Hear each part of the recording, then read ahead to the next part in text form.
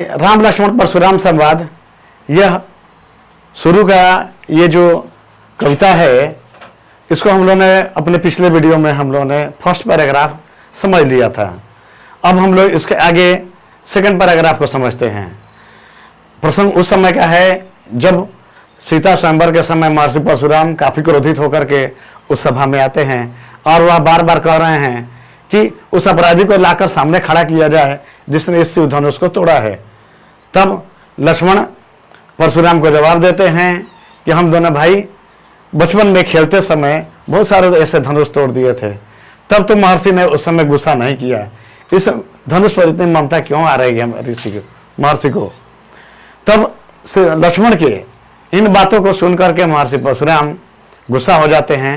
और पिछले पैराग्राफ के मैं अंतिम 2 लाइन का अर्थ समझा रहा हूं कि महर्षि परशुराम कहते हैं कि रे नृप बालक काल बस बोलत तो ही न समाज, और भक्त के गर्भ दनन। यह देख सकते हैं आप लोग, जैसे कि ये अंतिम 2 लाइन, रे नृप बालक काल बस बोलत तो ही न समार, धनु सम त्रिपुरारी धनु विदित सकल संसार। यहाँ पर आप लोग को ये समझ लेना है कि ये महर्षि परशुराम वह लक्ष्मण से कह रहे हैं कि हे राजा के पुत्र, तुम्हारे सिर पर मंडराते हुए काल को मैं देख रहा हूं, इसीलिए तुम इस तरह की उल्टी सीधी बातें कर रहे हो। नहीं तो ये पूरा विश्व जानता है कि यह दिव्य धनुष भगवान शिव का है और पूरा विश्व में यह पूजनीय है। इसके आगे आज हम लोग इस कविता को समझते हैं। आगे आप लोग देख सकते हैं, यहां आगे कवि कहते हैं गोस्वामी तुलसीदास कि लखन कहा हंसी हमरे जाना, सुनहु देव सब धनुष समाना। लक्ष्मण कहते हैं, हंसी का अर्थ हो गया हंसना। एक मिनट, लक्ष्मण कहते हैं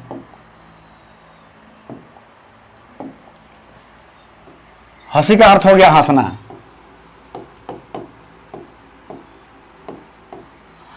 लक्ष्मण हंस करके कहते हैं कि हे प्रभु, हे महर्षि, हमारे समझ से सुनहु देव सब धनुष समाना। हे महर्षि, ये जान लीजिए कि हमारे समझ से जितने भी धनुष हैं सब एक समान होते हैं। हम लोग क्षत्रिय हैं, हम धनुष और धनुष में अंतर करना नहीं जानते। और तब का क्षति लाभ झून धुन तोरे, देखा राम नयन के भोरे। लक्ष्मण कहते हैं कि क्षति और लाभ, हानि और लाभ देख करके हम क्षत्रिय लोग कोई काम नहीं करते महर्षि। और देखा राम नयन के भोरे, राम की तरफ लक्ष्मण देख करके आगे कहते हैं क्या कि छुअत टूट रघुपति ही न दोषु। लक्ष्मण कहते हैं कि प्रभु श्री राम के सिर्फ छूने मात्र से यह धनुष टूट गया, मुनिबिन काज करिए कत रोसु। लक्ष्मण कहते हैं कि हे महर्षि, प्रभु श्री राम ने इस धनुष को सिर्फ छुआ था और यह धनुष टूट गया, इसमें आप व्यर्थ के गुस्सा कर रहे हैं, नाराज हो रहे हैं। मुनि बिन काज, काज यानी बिना किसी कारण के, करिए कत रोसु, यानी कि आप गुस्सा क्यों कर रहे हैं महर्षि। आगे देखते हैं, बोले चितय पर सुखी हो रहा, रेसठ सुने स्वभाव न मोरा। बोले चितय, चितय का अर्थ होता है कि उस फर्श को दिखा के। लक्ष्मण की इस बात को सुन करके महर्षि परशुराम और क्रोधित हो जाते हैं और लक्ष्मण को अपना फारसा दिखा करके बोलते हैं, बोले चितय पर सुखी हो रहा, रेसठ सुने हूं स्वभाव न मोरा। सठ का अर्थ हो गया मूर्ख। ध्यान दीजिएगा, यहां महर्षि परशुराम कहते हैं कि अरे मूर्ख, तुम मेरे स्वभाव के बारे में परिचित नहीं हो, तुम मेरे स्वभाव के बारे में नहीं जानते हो। बालक बोली बधाओ नहीं तो ही, केवल मुनि जड़ जाना ही मोही जड़। इस पर ध्यान देना है। महर्षि परशुराम कहते हैं कि तुमको तो मैं अभी तक बालक समझ के छोड़ रखा था। बालक बोली बधाओ नहीं तो ही, तुम्हारा वध अभी तक इसलिए नहीं किया कि मैं तो तुम्हें एक बालक समझ रहा था, और तब केवल मुनि जड़ जाना ही मोही, और मैंने तुम्हें जिंदा छोड़ दिया तो तुम मुझे क्या सिर्फ महर्षि सोच रहे हो? ये समझ रहे कि मैं सिर्फ वेद पाठी ब्राह्मण हूं जो सिर्फ यज्ञ करता हूं, पूजा पाठ करता हूं। नहीं, ऐसा नहीं है। बाल ब्रह्मचारी अति को ही। महर्षि परशुराम कहते कि मैं बाल ब्रह्मचारी हूं, अति क्रोधी हूं और विश्व विदित क्षत्रिय कुल द्रोही, क्षत्रिय कुल का द्रोही हूं। पूरा विश्व जानता है कि मैं क्षत्रिय कुल का द्रोही हूं। द्रोही का मतलब नाश करने वाला हूं। और तब भुजबल भूमि, भूप बिनु किन्नी, भूप का अर्थ हो गया राजा, ध्यान दीजिएगा। महर्षि परशुराम कहते हैं कि मैंने अपने भुज बल से यानी अपने भुजाओं की शक्ति से इस पूरे धरती को राजाओं के विहीन कर दिया है, राजाओं से समाप्त कर दिया है। 21 बार महर्षि परशुराम कहते हैं कि इस धरती को मैंने 21 बार राजाओं से विहीन कर दिया और उसके बाद विपुल बार महिदेव नदिनी, और इस धरती को अनेकों बार ब्राह्मणों को मैंने दान में दे दिया है। और तब सहस्र बाहु भुज छेद निहारा, ये सहस्र बाहु के बारे में बता रहे हैं महर्षि परशुराम। ये एक राक्षस था जिसके 1000 भुजाएं थी। महर्षि परशुराम कहते हैं कि सहस्र बाहु भुज छेद निहारा, कहता है कि लक्ष्मण मैंने अपने इसी परशुर से, इसी फारसे से सहस्र बाहु के 1000 भुजाओं को काटा है। और तब परशु बिलो की महिप कुमारा, कहता है कि मैं महिप कुमारा, ये लक्ष्मण को कहा गया है। ठीक है, ध्यान दीजिएगा, महिप कुमारा लक्ष्मण को कहा गया है। महर्षि परशुराम कहते हैं कि राजा के पुत्र, तुम ये मेरा फारसा देख लो, इसी फारसे से मैंने सहस्र बाहु के 1000 भुजाओं को काटा है। और तब मातु पिता ही, अब यहां हम लोग दोहा देखेंगे, मातु पिता ही जन सोच बस करस महिष किशोर, और गर्भन के अर्भक दलन परसु मोर अति घोर। महर्षि परशुराम कहते हैं, यह राजा के पुत्र, मैं तुम्हारे माता पिता के बारे में सोच करके और अभी तक मैंने तुम्हारा वध नहीं किया। करस महिष किशोर, यानी कि महर्षि परशुराम का कहना है कि हे लक्ष्मण, अगर मैं तुम्हारा वध कर दूं तो तुम्हारे माता पिता बड़ी दुखी हो जाएंगे और तुम्हारे इस उदंडता में तुम्हारे माता पिता का कोई दोष नहीं है, और वह व्यर्थ में तुम्हारे मारे जाने से वो लोग दुखी हो जाएंगे, जिनको मैं दुखी नहीं करना चाहता। और तब गर्भन के अर्भक दलन, महर्षि परशुराम कहते हैं कि परशु मोर अति घोर, लक्ष्मण ये जान लो मेरे फारसे में इतनी शक्ति है कि यह गर्भ में पल रहे किसी शिशु का भी यह वध कर सकता है। ये बहुत बड़ी बात कह रहे हैं महर्षि परशुराम। आगे देखते हैं हम लोग, ठीक है, आगे देखिए। बिहसी लखन बोले मृदुबानी, अहो मुनीसु महाभट मानी। महर्षि परशुराम की इस बात को सुन करके लक्ष्मण थोड़ा सा और मुस्कुराते हैं। एक बात जान लीजिए, जब कोई व्यक्ति गुस्सा हो तो जब सामने वाला व्यक्ति अगर हंसने लगे, मुस्कुराने लगे, तो गुस्सा हुए व्यक्ति की गुस्सा और ज्यादा बढ़ जाता है और बूढ़ा आदमी को और ज्यादा गुस्सा आता है। महर्षि परशुराम के आगे लक्ष्मण तो बिल्कुल नवयुवक हैं, बालक के समान है, और वह हंस के और महर्षि परशुराम के इन बातों का जवाब दे रहे हैं। बिहसी लखन बोले मृदुबानी, लक्ष्मण हंस करके मीठे स्वर में कहते हैं। मृदु का अर्थ हो गया मीठा स्वर।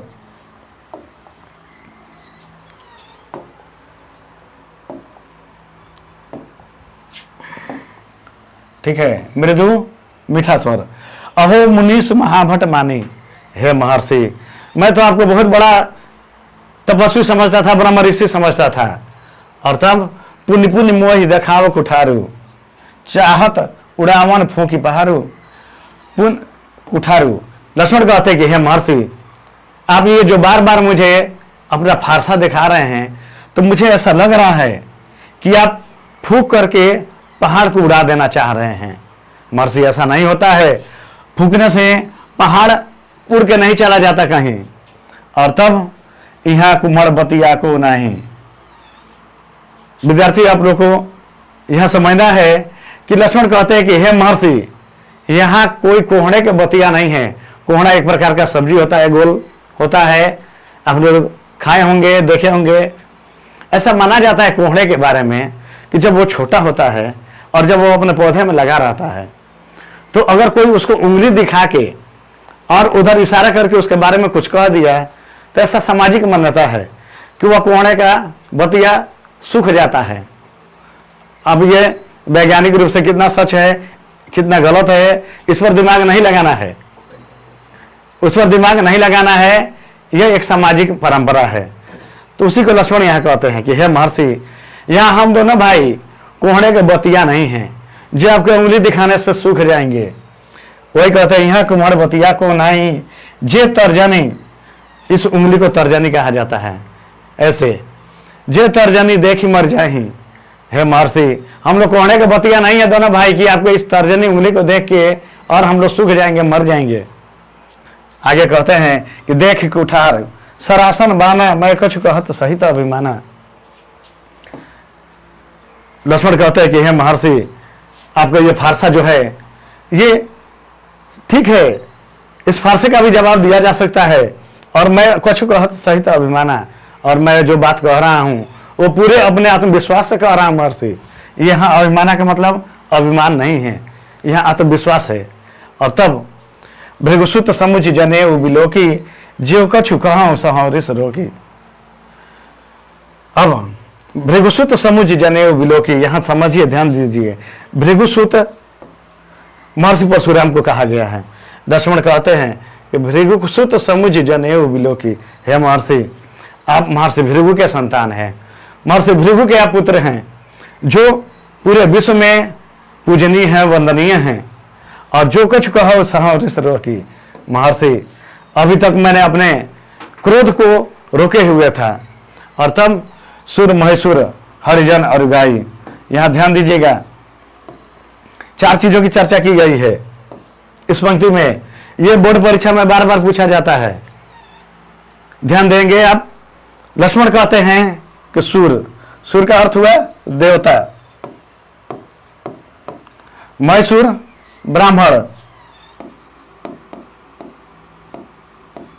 ध्यान दीजिएगा, हरिजन छोटी जाति के लोग, और गाय गाय,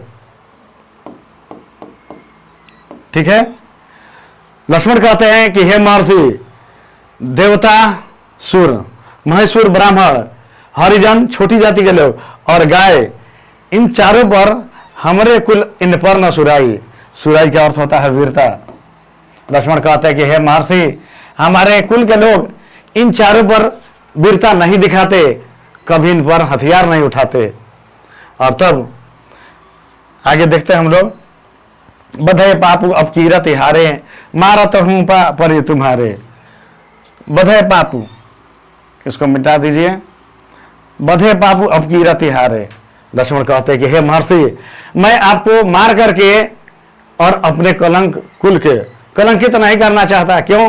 क्योंकि रघुवंश के कोई भी योद्धा इन चारों पर हथियार नहीं उठाता, देवता, ब्राह्मण, छोटी जाति के लोग और गाय, और आप ब्राह्मण हैं महर्षि। मैं आपका वध करके अपने कुल को कलंकित नहीं करना चाहता, अपकीर्ति नहीं लेना चाहता। मारता हूं पाप पर तुम्हारे, ये मैं आपको वध करके और एक ब्राह्मण की हत्या करने का पाप नहीं ले सकता। कोटि कुलिस वचन तुम्हारा, व्यर्थ धर्म धन बाण कोठारा। ये लक्ष्मण कहते हैं कि हे महर्षि, अगर मैं आपके एक एक अस्त्र का जवाब ना दिया तो मेरा धनुष बाण धारण करना व्यर्थ है। लक्ष्मण कहते हैं कि हे महर्षि, इसका अर्थ ये हुआ कि लक्ष्मण कहते हैं कि हे महर्षि, मैं आपके सारे अस्त्रों का जवाब दे सकता हूं, अगर नहीं जवाब दे सका तो मेरा धनुष बाण धारण करना बेकार है, व्यर्थ है। यह इस लाइन का अर्थ हुआ। अब लास्ट में दोहा देखते हैं हम लोग, जो बिलो की अनिश्चित कहे क्षमा महामुनि धीर, सुनी सरोस भृगवंश मणि, बोले गिरा गंभीर। लक्ष्मण की इस बात को सुन करके लक्ष्मण कहते हैं, इस पहली पंक्ति लक्ष्मण का है, जो बिलो की अनिश्चित कहूं क्षमा महामुनि धीर।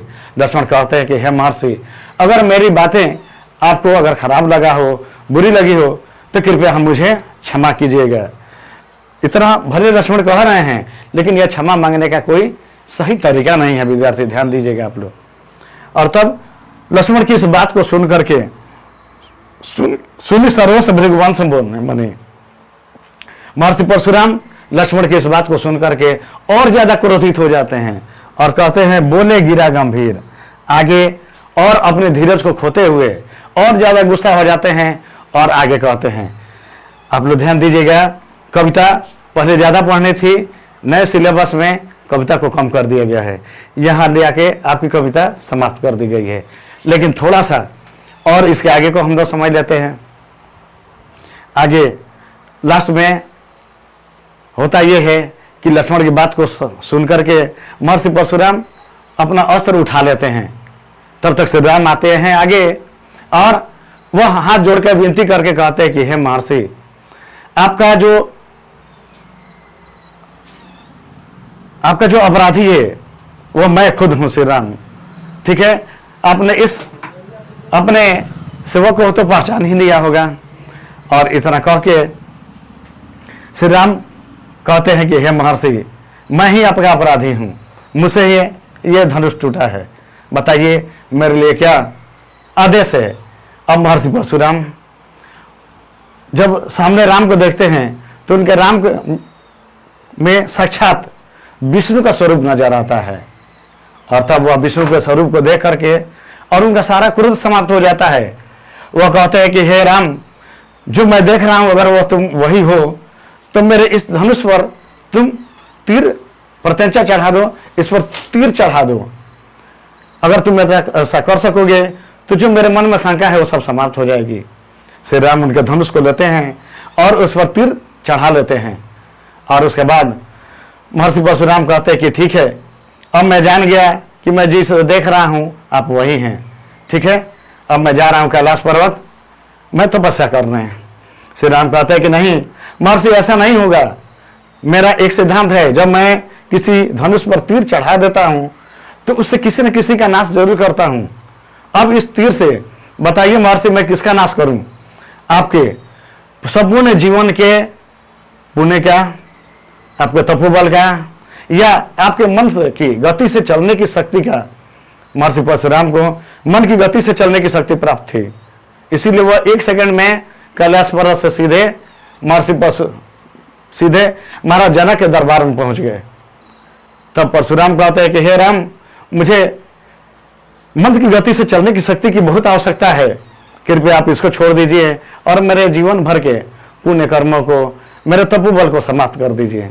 श्री राम उस तीर को आसमान में चलाते हैं और महर्षि परशुराम के सारे जीवन भर का उनका तपोबल समाप्त हो जाता है और महर्षि परशुराम कैलाश पर्वत लौट आते हैं। यही यह प्रसंग समाप्त होता है। तो बोर्ड परीक्षा में इस कविता से निश्चित 2 मार्क्स के या 4 मार्क्स का क्वेश्चन आएगा।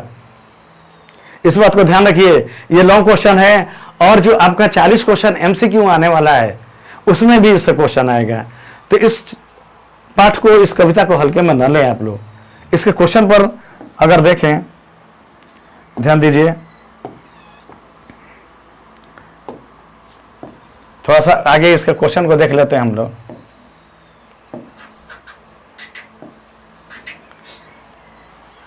तो इसके क्वेश्चन आंसर आप लोग जरूर सॉल्व करें, क्वेश्चन आंसर को बना के अपने शिक्षक से जरूर दिखाएं।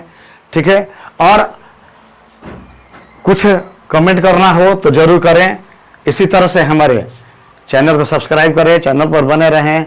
और अगले वीडियो में मैं इसके क्वेश्चन आंसर पर आपको चर्चा करूंगा कि आप इसका अच्छा आंसर कैसे लिखेंगे। आप इन प्रश्नों का सही आंसर, जिसमें आपका मार्क्स बिल्कुल ना कटे, कैसे लिखेंगे, क्या सही तरीका है, इस पर मैं आपको चर्चा करूंगा। इसके क्वेश्चन आंसर पर चर्चा की जाएगी। तब तक के लिए वीडियो पर बने रहें, चैनल पर बने रहें और इसको ज़्यादा से ज़्यादा शेयर करें, लाइक करें और सब्सक्राइब करें। धन्यवाद। जय हिंद।